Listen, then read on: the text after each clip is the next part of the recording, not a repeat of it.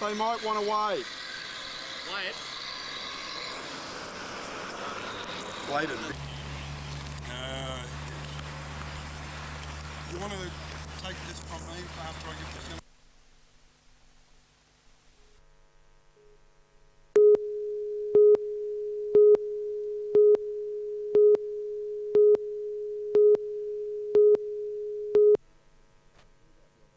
Excelsior, school motto. Here we go. Pterodactyl. Some people say it sounds like a seagull, and some people say it's not funny. Okay, here we go. Pterodactyl. Thank you very much. With a selection of jokes, jibes, songs and silliness, the Castanet Club, starring Bowling Man, Shirley Purvis and Johnny Goodman, have come back home for Christmas. What's it like coming home to Newcastle?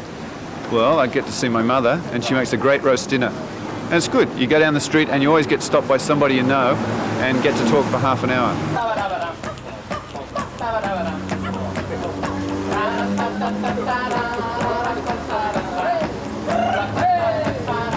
With performances such as this, the band of musicians cum comedians has made it to the big time with its own movie. Filmed at Johnny Goodman's mother's place at Lambton, Nobbies and Bondi Beach, it's a story of the band in full swing. Meanwhile, cooking up a good time, they'll be performing tonight on the foreshore and tomorrow night at the Civic.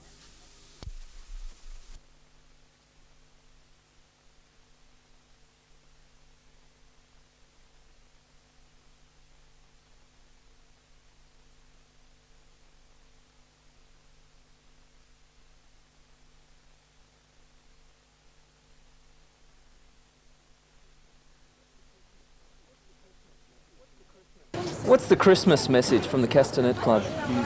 Basically, big smiles, big on fun, and eat too much at Christmas dinner.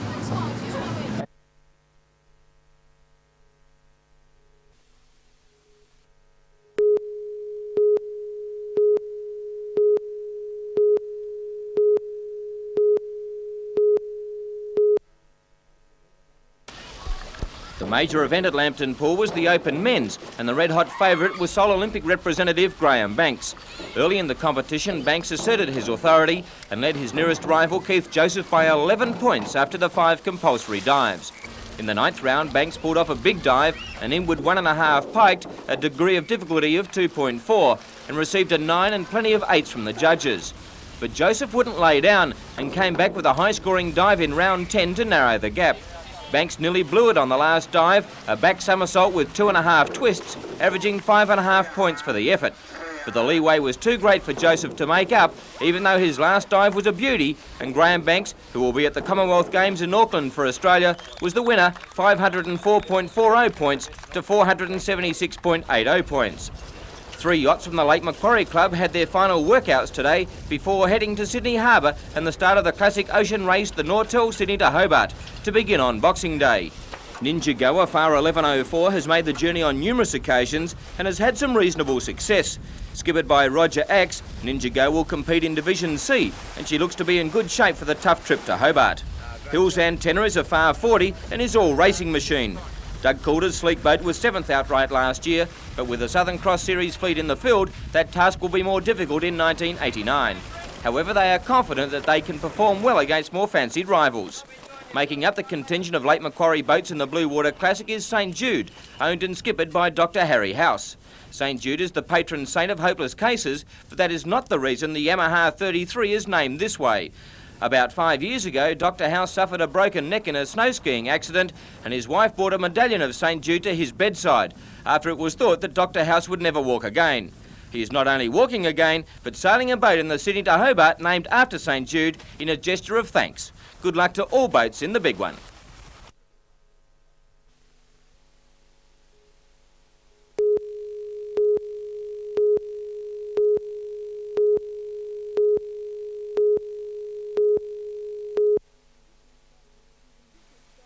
Patricia Scudds was feeding her 9-month-old daughter Tian on Friday night when she noticed slithers of glass in the food. I was just given a spoonful after spoonful, and then I ended up just putting a spoonful in my mouth, and that's when I realised it was full of glass. Tian was rushed to Maitland Hospital for observation, but was released a short time later. Patricia bought the 125-gram can of Heinz strained vegetables from a small takeaway store in Metford. The owners of the store had purchased the one can from a local supermarket. Today, an inspector from the Health Department confiscated 12 cans from the supermarket, which are identically coded to the one Patricia bought. They have been sent to Sydney, along with the offending sample for analysis. The department, however, believes the incident is isolated and therefore will not implement a recall. But for Patricia and Rick Scudds, that is little comfort. You don't really expect to be feeding your baby and finding glass in a tin of food, do you?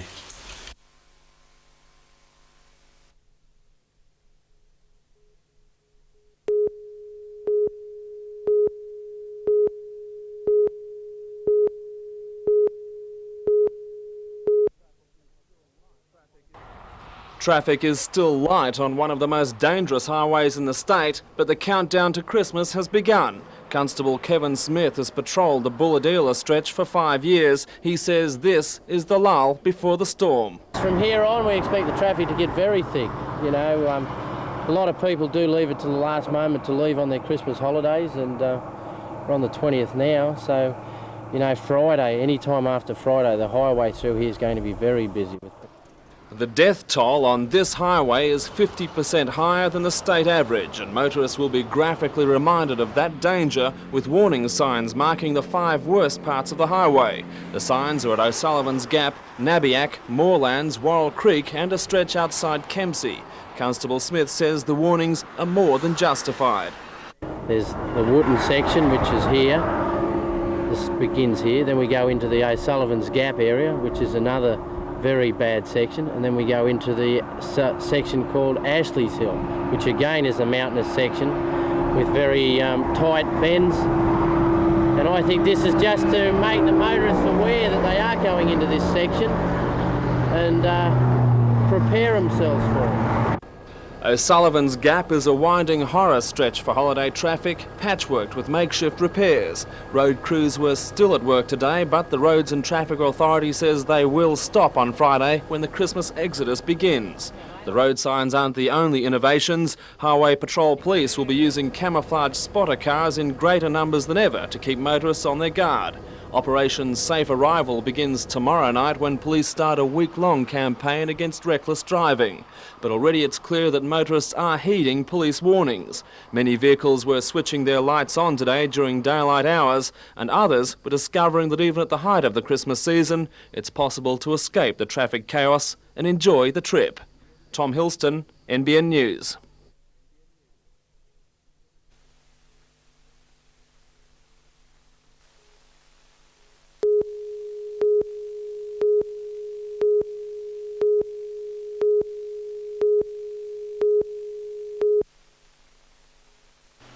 Thank you very much for your efforts. Thank you, Minister. Well done.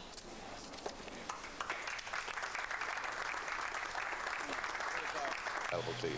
Congratulations. Mobile unit to be operated by the Hunter Area Health Service, and in doing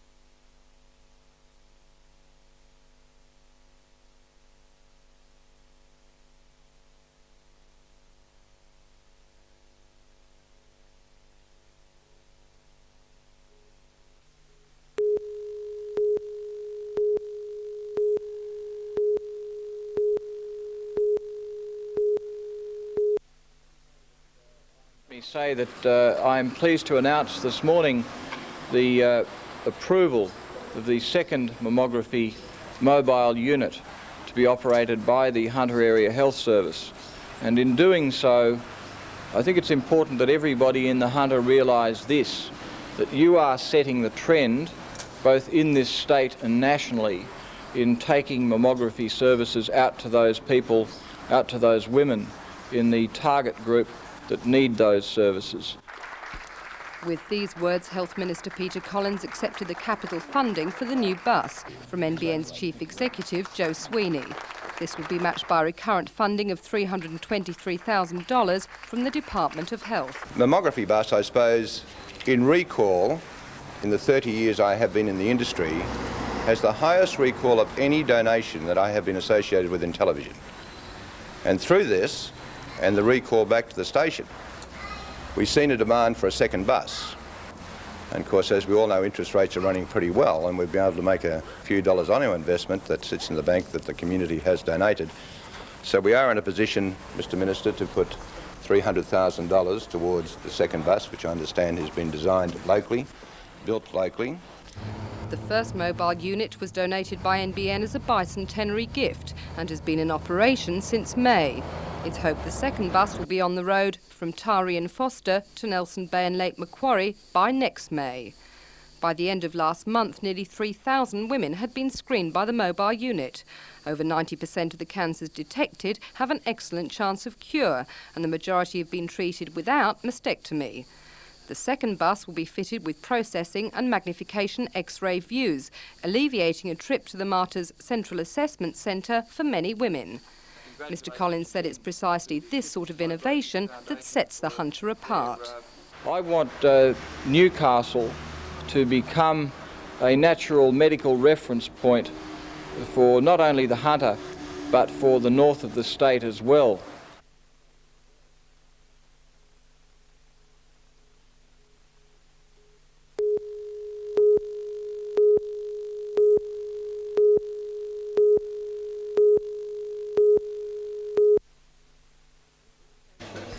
Critics say the Mater's neonatal facilities are inadequate, resulting in regular transfers of premature babies or pregnant women away from the region and their families. But today, intensive care ventilator cots lay empty, adding fuel to Mr. Collins' argument that the need is being met. There are 5 out of 7 beds empty, and that's not because there's anything wrong with this unit. It means the unit's functioning properly. It means that the number of grossly premature births is down at the moment. But next week it could be up, or the week after it could be up. And people have got to understand that these things ebb and flow, and that we've got the right number of beds here at the Mater in Newcastle, and they're fully staffed, they're fully funded, and they are exceptionally competent people. Mr. Collins officially opened the new extensions, which include 2 new level 3 ventilator cots and up to 8 level 2 cots. He said though staff shortages have occurred in Sydney, this is not a problem that faces the Mater. I think that this particular hospital, the Mater at Newcastle, is doing exceptionally well, and obviously is a very attractive place for people to work. They've had no difficulty filling the staff positions here. 18 positions came up as a result of the initiative I took about 6 months ago to put an extra 2 top-of-the-range cots in here, and I think it was another 8 level 2 neonatal cots. We've put over $2 million extra into neonatal services here at the Mater this year. I think that's something we should be proud of, and we shouldn't keep running it down. While at the Mater, Mr. Collins announced extra funding of nearly $500,000 for maternity services in the Hunter. A birth centre will be provided at Rankin Park, together with home-style accommodation for women and families and a parent education area. Other money will go towards the family care cottage at Maitland Hospital, providing postnatal support, and to a family-centred birthing suite at Belmont Hospital. Mr. Collins also announced he was nearly doubling the funding for the MacKillop House Hostel in Carrington that cares for AIDS patients. Thank you very much. And Mr. Collins accepted a cheque for $10,000 on behalf of the Mater Hospital from the Cystic Fibrosis Foundation.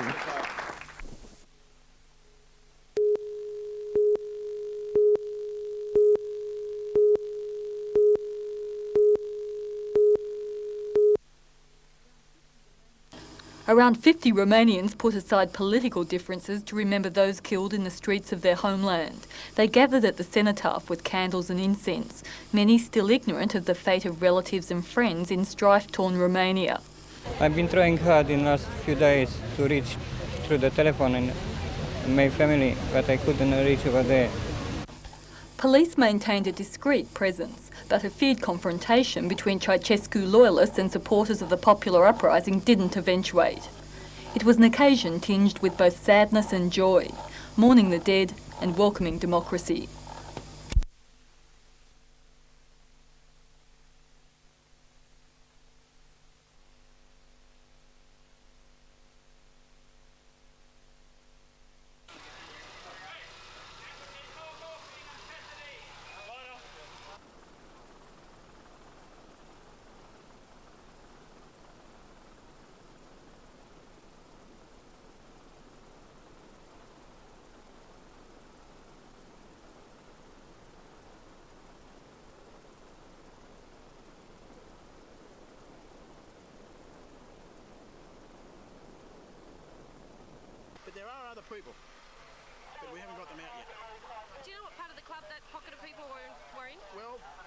Possibly it looks like the western end of the club. I don't know. I can't place what's in that section. No clues how many are there? At this stage, I don't know, but apparently there are. We believe there are people in there. What about the extent of the injuries to the people you have rescued? Well, at this stage, fortunately, they haven't been all that serious. A man had a possible spinal injury. We've had probably broken limbs and things like that, but nothing like as I would have expected. Any idea about how many fatalities? Well, at this stage, we've got one possible fatality, and that's all I can say. I don't even know whether it's confirmed.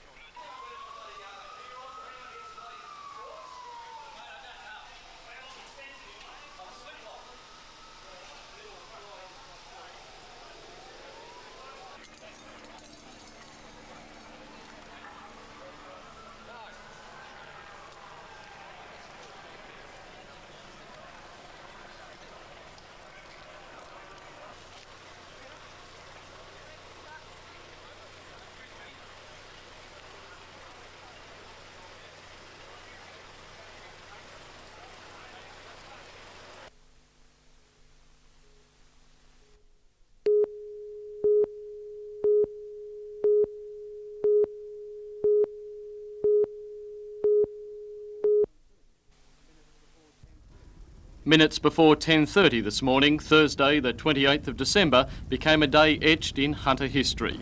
The quake struck without warning, savagely cutting short our everyday activities, including an interview at the Hamilton bus depot just kilometres from the epicentre.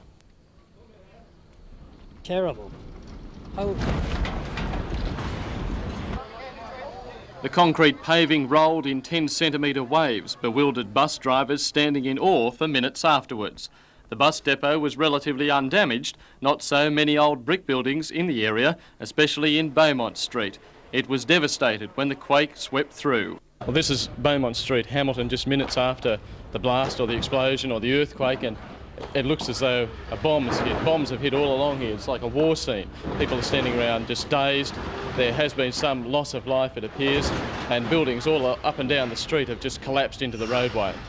Shop awnings became death traps. 2 pedestrians were killed, several more injured when the metal and concrete crashed to the footpath. Rescuers worked frantically with the constant possibility of another tremor in mind to release survivors. Although all the buildings shook badly, it was obviously far safer to be inside than out. Oh, it just came underneath the buildings. Everything just flew off the walls and it just, I don't know. Did your building collapse? No, we were really lucky. And I came out here and I noticed all of this. As the minutes passed, bewildered crowds filled the roadway, shock turning to tears and then relief as their escape dawned on those standing amidst the chaos. No, everything, all the buildings just shook and things caved in. Staff room all caved in. Staff room caved in, all the fixtures just sort of give way, stock, everything went everywhere. The ambulance service is sending all available vehicles, perhaps a fixed-wing aircraft as well, to the Hunter region, where there are reports of several injuries. The quake has also been felt in Wollongong. It was very frightening. The lights all went out and all the terminals came down, and we saw things come down out the front. That's why we all rushed out the back. How was the bank? Was it affected? There's a few things sort of off the desk and that, but apart from that, I think that structurally there's a few cracks, but apart from that, okay. What's the game, mate? I've got 3 minor injuries here. Right. Block 103. I'm not sure what's in the pub. I haven't been inside. As the situation cleared, ambulances ferried the injured to hospital and off-duty medicos did what they could to alleviate the suffering. The old Kent Hotel was peeled of its outer layer of bricks, the rest of the wall precariously balancing. There was no option but to finish the demolition job, a task accomplished later this afternoon by a crane.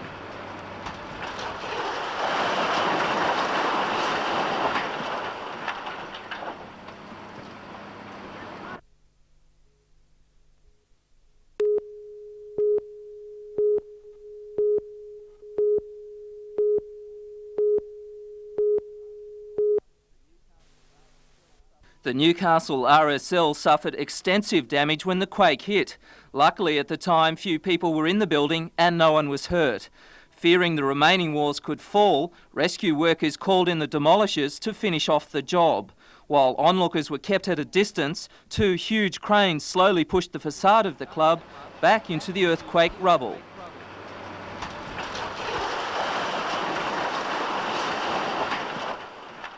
A huge cloud of dust showered into King Street, leaving a pile of debris and just a memory of the old club. At Stockton, the bridge was closed for 2 hours while experts examined the crossing for damage. Earlier, a motorist called police after hitting a huge crack at the opening to the bridge. The break had been estimated at 10 centimetres, but tightened later in the day. By 2 o'clock, the road was reopened to traffic. Bill, what sort of damage is there to the bridge? None to the bridge itself, slight subsidence of the approach embankment on this side. Was it a good idea to block off the bridge just in case? One never knows.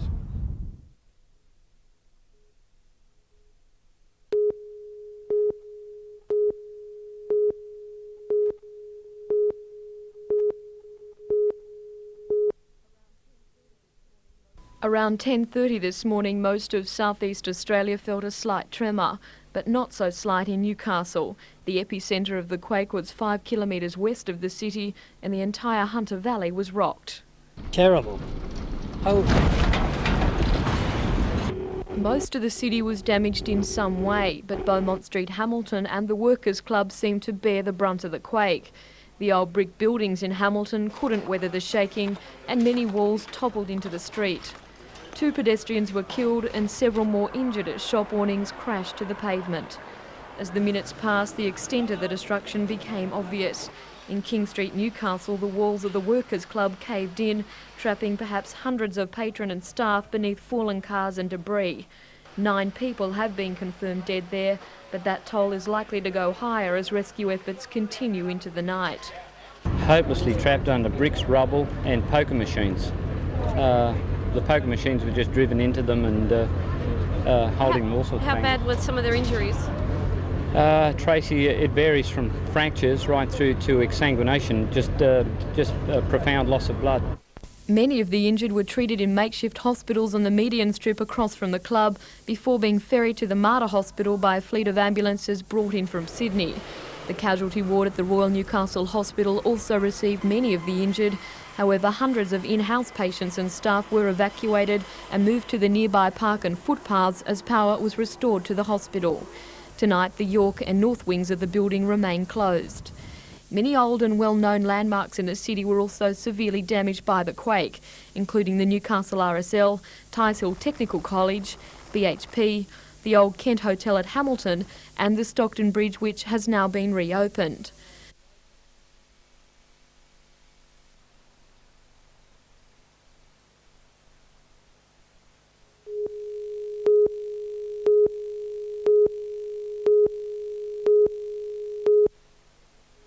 Lord Mayor, what is the position? The position is I want to thank the citizens of Newcastle very gratefully for what they've done. It's been tremendous. The good news is that the first things have been reopened. That's the 4 swimming pools have been reopened. And also the damage now looks like it can be contained. The date for getting the CBD back into business is now the 8th of January. Employees are warned that they will not be allowed into the city before that date, and they will be advised as we go along. I want to make it quite clear to building owners that they must take their own private advice, and the City Hall number is there for them to contact structural engineers, and they may not demolish buildings without council approval.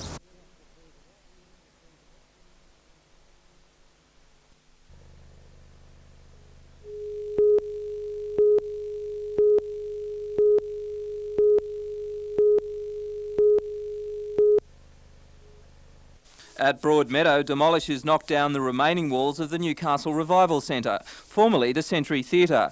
The building was valued at $5 million, but only insured to $1 million. Demolishers face an enormous task with a seemingly endless list of jobs ahead.